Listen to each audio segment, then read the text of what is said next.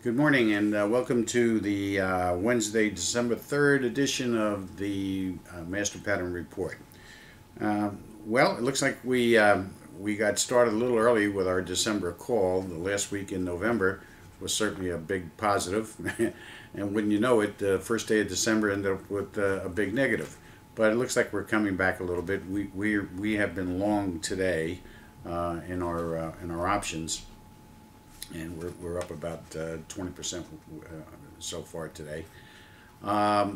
The market is, as you know, very choppy.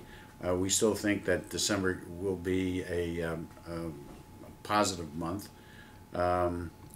What seems to be occurring, that's starting to show up now with the master pattern, at least we're starting to get a clearer picture, is that a lot of very long-term cycles are starting to come into play. And when I say long-term, I'm talking about 50, 75, 80, 100, 150, 200-year cycles are starting to come into play.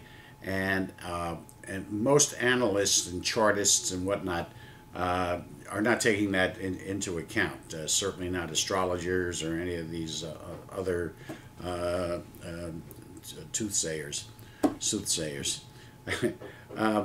So we're kind of mindful of that, and our next edition, I'm going to show you how we actually try to detect a market move and why we are usually so certain about, when we do, why we're so certain about its direction.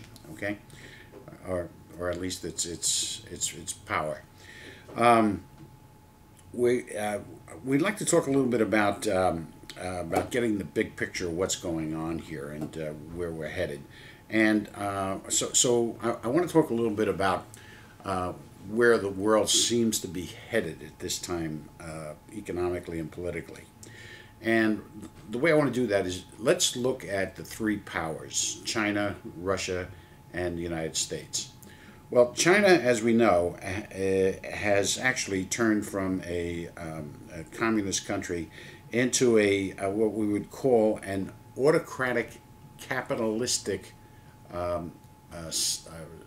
country.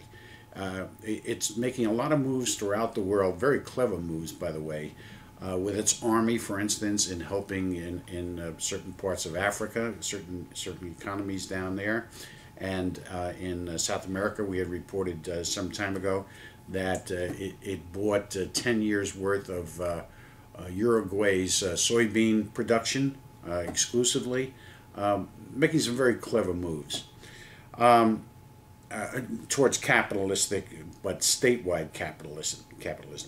Russia has gone from a dictatorship, communist dictatorship, to democracy, and is now making a shift to also an autocratic society with Putin's plan to take over for the next 12 years at least.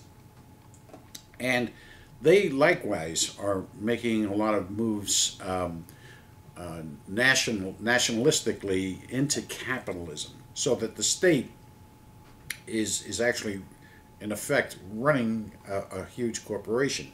So we would call them an autocratic, multi-corporate state. Okay? Now, curiously, if you take a look at what's going on with the United States, especially these past, 3, 4, 5 months, with these bailouts and these vested interests that the government is taking in these corporations, we're starting to get a picture here, don't we? Isn't there something funny going on here? Isn't there a kinship to what Russia and China is doing? Perhaps not in the same manner, but it looks like the objective is heading in that direction. Something that we need to watch out for. We end up here with a worldwide state, it would seem, of a government-run, multi-corporate world, so that our government is going to have is going to be involved in numerous corporations, and perhaps even in a more active capacity. Telling Ford or Chrysler or Citibank what it wants or what it doesn't want as conditions. So it's something that we got to be mindful for, because it certainly looks like that's the direction in which we're going. Now, let's talk about the national economy, okay? And I mean, let's get real here. There's nobody that's going to save us except for us. And I'm not too sure about you, but I know what can be done here. And again, this is something no more than lining up all of your government officials, their emails, and dropping them a line every week or every day if you're a real pain in the ass like we are. And let me make a recommendation that you could pass on to them, okay? And these are a couple of ideas for generating greater revenues for the United States government. The first is a piece of information that was given to us by one of our admirers.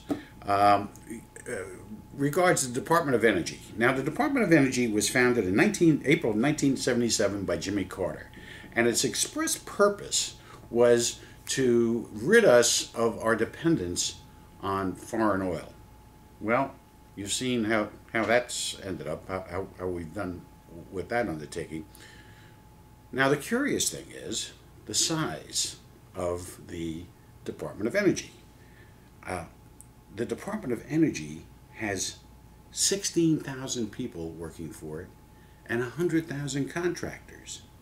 The annual budget for the Department of Energy is $24.2 billion. Step one, get rid of the Department of Energy. Done. Out. Inefficient. Okay. Second is let's resolve this this alien issue. We have 10 to 12 million illegal aliens in this country, and we're going back and forth with this. Let's impose a tax on these people so that they're paying their way. Instead of sending all their money back to Mexico, let's keep it here. Let's impose a tax on these people, let's say $3,000 a year. That would generate an additional $30 billion a year. So between those two moves, the United States government has increased or saved almost $55 billion. Okay? Any other ideas? Any other suggestions? Let me throw out a wild one here that perhaps we could take a look at. There's 6 billion people on this planet. The United States has 300 million of them. Now, a lot of these people would like to be Americans. How many? I don't know. But let's just say, for argument's sake, 1% of the population wants to be an American in some way, an American citizen. Well, why not sell some sort of American citizenship, say like a world citizenship, where they don't get all of the benefits, but they get some sort of security benefits. And I'm not talking about Social Security or welfare. I'm talking about that, travel or protection against